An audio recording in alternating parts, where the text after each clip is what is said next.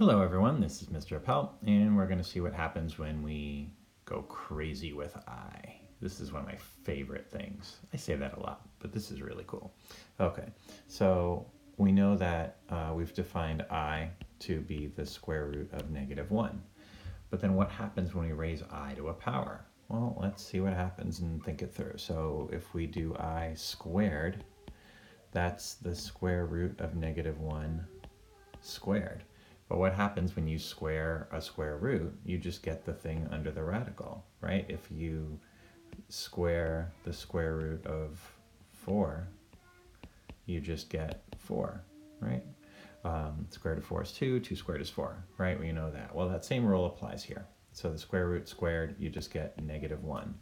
So I squared is actually just -1. Which that in and of itself is kind of crazy. You take a fake number, an imaginary number like I, and you square it, you get an integer, -1. Crazy. All right, let's go even further because it gets better. So let's look at I now to the third power.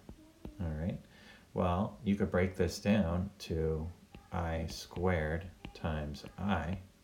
Well, I squared is just -1, and so that becomes -1 times I, and so it's just -I. So when you take I to the third power, fake number to the third power, you just get -I. And here's my favorite result. When you do I to the fourth power, if we think of that as I squared times I squared, well, that's just -1 times -1, which is just 1. What? Imaginary fake number raised to the fourth power is just 1. That's crazy town. But wait, there's more. It gets even better, because let's see what happens if we keep going. So let's move this up a little bit. If we have I to the fifth power, if you think of that as I to the fourth times I, well, I to the fourth power is just 1. And so we just have 1 times I, which is just I.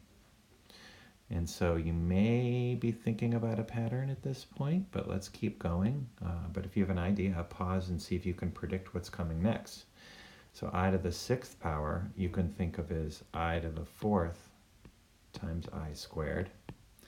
So I to the fourth, again, is just 1. So really, this is just the I squared, which is just -1.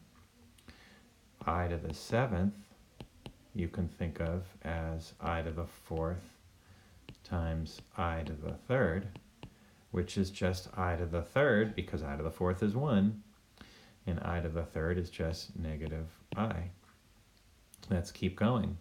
I to the eighth power is I to the fourth times another I to the fourth, which is 1 times 1, it's just 1.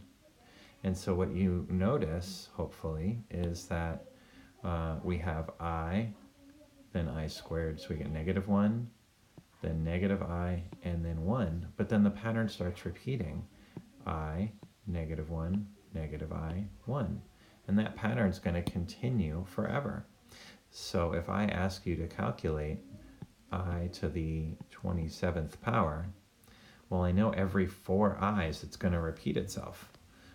So I to the fourth is 1, I to the eighth is 1, right? I to the fourth is 1, I to the eighth is 1, I to the 12th is 1, I to the 16th is 1, I to the 20th is 1.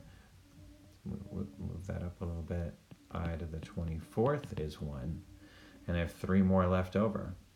So it's, if I think of this as I to the 24th times I to the third, the I to the 24th basically goes away because it's just 1, and I'm left with I to the third, which is just -I.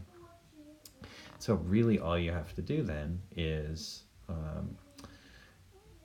divide by 4 and see what the remainder is, right? If I divide 27 by 4, it goes in 6 times, which I don't really care how many times it goes in, but there's a remainder of 3. So 27 divided by 4 is 6 with a remainder of 3.